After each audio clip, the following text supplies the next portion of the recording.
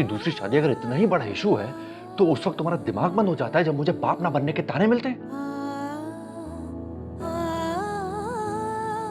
तहरीम, देखो बड़े अब्बू के सामने यही हकीकत है, तुम मां नहीं बन सकती। उनको ये कहो ना कि तुम्हारी वजह से मां नहीं बन सकती। मेरी औलाद मुझसे छीन कर तुम मुझे ये कह रहे हो।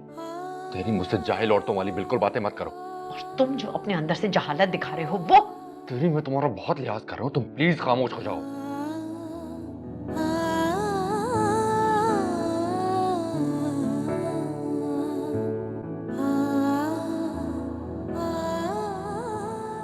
अम्मी, तहरीम कहाँ गई है? पता नहीं कहाँ गई है। उसका क्या है, जहां मुंह उठाया चल दी। इस जैन ने इतनी खुली छुट्टी दे रखी है उसे, कुछ पूछता ही नहीं उससे। लेकिन कहाँ जा सकती है वो? उसका सामान भी नहीं है, अलमारियां खाली हैं। हैं? फोन करती हूँ मैं उसे। ठहर जाओ, छोड़ो बस, तुम्हें क्या जरूरत है फोन करने की। लेकिन अम्मी पता तो करूँ कि गई कहाँ वो। फालतू सवाल जवाब करने की कोई जरूरत नहीं है तुम्हें। क्या मतलब? मतलब तुम्हें तब समझ आएगा जब तुम अपने घर की हो जाओगी। बस जाओ अपने कमरे में आराम करो। अच्छा ये बताओ, जैन अली कहाँ है? पता नहीं। पता रखा करो कि वो कहाँ होता है। पानी लेके आओ मेरे लिए।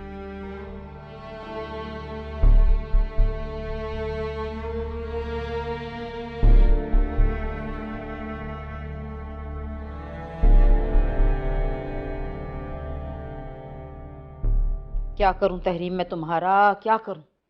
तुम क्या हो? मेरे इतने मना करने के बावजूद तुम हवेली छोड़ के आ गई, वो भी किसी को बगैर बताए। बिल्कुल, नूरजहां चाची को तो और बातें बनाने का मौका मिल गया है। जैन अली को बताया था? उसी की वजह से यहाँ आई। बात की थी उससे? आपका मशवरा लेके की थी बात मैंने। तो फिर क्या कहा उसने? क्या कहेगा वो बाबा, उसे तो अपनी पड़ी है, औलाद चाहिए उसे। ये जैन अली को क्या हो गया बैठे बिठाए? वो तो कहता था कि उसे औलाद की ख्वाहिश नहीं है, समरी उसका बेटा है। भाई वो कहता है सब ताने देते हैं कि वो असली औलाद दे। सुन रहे हैं ना आप लोग? किस दिल से मैंने अपने जिगर का टुकड़ा उसे दिया था, और ये लोग। उसने खुद मुझसे बात की थी, मैंने हाथ पैर नहीं जोड़े थे उसके। आप लोग मेरी बात नहीं मानते। मैं फिर कह रही हूँ, ये सब किया धरा उस नूरजहां बेगम का है। दोनों बाप बेटे सिर्फ उसी के कहने पे चलते हैं। तेरी मम्मी बिल्कुल ठीक कह रही है।